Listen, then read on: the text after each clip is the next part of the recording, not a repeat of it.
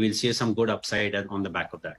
Okay, Ankit, we leave it at that. Thanks a lot for joining us. So that is the management of STL talking about exiting many of their non-core businesses and also the recent CFO resignation. They do say that they'll put a new CFO in place in the next 1 to 2 months itself. But let's get some quick calls in. The market it's not gung-ho or anything. There's no major recovery, but it's holding on to 17,100 for now. I think, Sonia, because of the global cues, I think you will see a bit of an uptick to start with, and then you want to take it from there. As I said, the only issue is that on days like today, normally the first rally at some point is vulnerable to be sold into because you were down 300 points yesterday.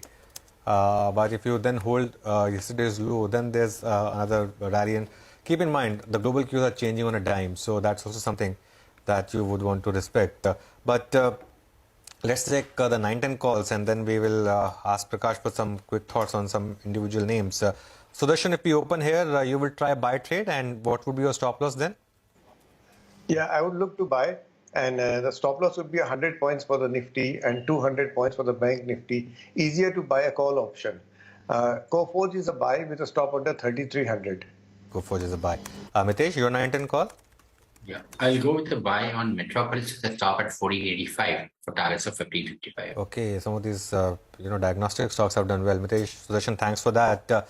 Let's get back to Prakash. Deva and Prakash, wanted quick thoughts on Power Grid.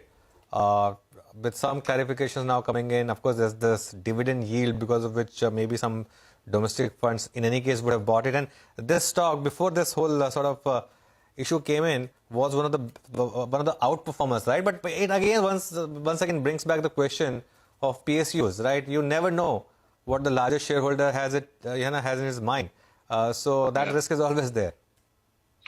No, absolutely. So you have to live with the reality that you can't expect premium valuations to ever emerge. So there's no PE expansion per se in most cases, in spite of every other metric being in place. But specifically on PGCL, I can tell you very clearly that the kind of investments that are rolling into this sector, everybody ends up going to Power Grid to finally get that last mile connectivity to substations, to the network, to all the grids. So there is no reason why they cannot keep on expanding at the pace or probably even better than that.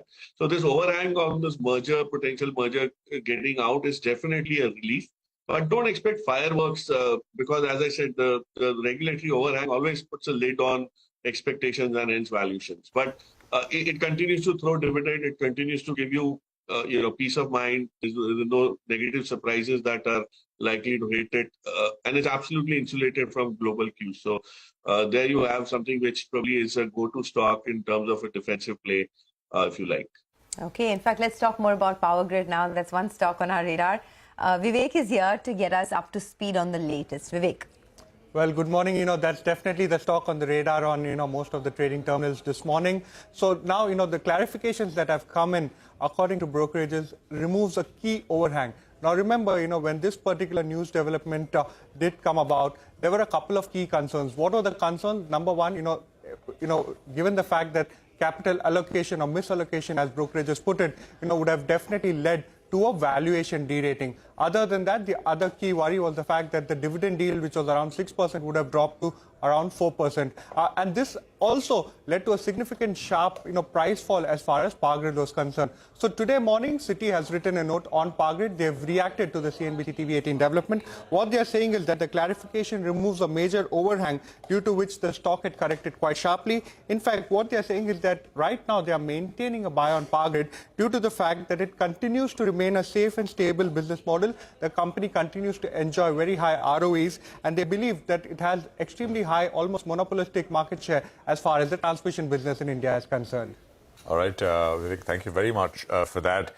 So that's Power Grid. Now, Abhishek is standing by on SBI cards. The August business cards update is here. Abhishek, over to you.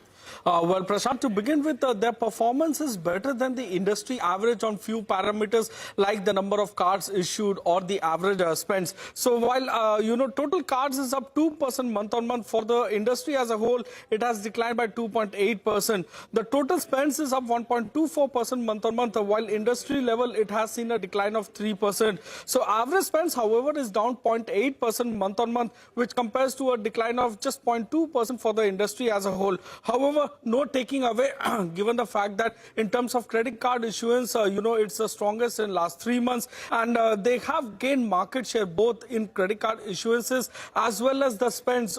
In spends, the credit card market share has increased for the first time in last 5 months. So, you can see an uptick in SBI cards today. Okay, thanks a lot for that. So that's on SBI cards. But Sonal is here with us to tell us what GSPL spoke about at the management meeting recently. Sonal, over to you. Well, for GSPL, the near-term demand outlook is very weak, Sonia. That is what the management says. They say it is muted across sectors as far as demand is concerned, be it power and CGD sectors, where most of the gas demand really comes in from for the company. They said that contracted transmission volumes, they've also shrunk to lower than 27 MMSCMD in Q2 of FY23, and which is much lower than the normal 30 to 34 MMSCMD that the company does usually on a quarterly basis. They also say that transmission volumes are unlikely to see more traction in the near term as well. So even the near term outlook is not looking so strong. However, use or pay charges, which is one of the mechanism, and trading of cargoes at lower spot prices, that is $30 per MMBTU, in an environment where gas prices or spot LNG prices are at $45 per MMBTU, could support earnings to a certain level for the company. GSPL has aggressive plans to invest around of more than 2,000 crore rupees in various pipeline expansions. So tariff and expansion plans is something which could support the earnings for the company, but near-term outlook is still very weak, on the back of which ICICI Securities has cut the EPS estimates by 11 and 5% for FY23 and FY24. They have a buy rating with a target price of 375 rupees per share. Okay, thanks Sonal for that. Well, HCC is the other stock where there could be some attention. It's up about 6.5% in pre-open. It's the debt settlement plan is approved now. Prakash, any views here? I know no longer a big stock that we used to track, but some of these stocks where there's been some resolution have done well in the last 6 months. Would you take a point here? This probably has certain salience that is not priced in as yet at this 13, 12.5, 13 zone that has been trading at. And it has actually never exceeded that 16, 17 rupees also in the last 4 or 5 years. So it's taken a long time to get out of this mess. But what's probably promising, Anuj, is the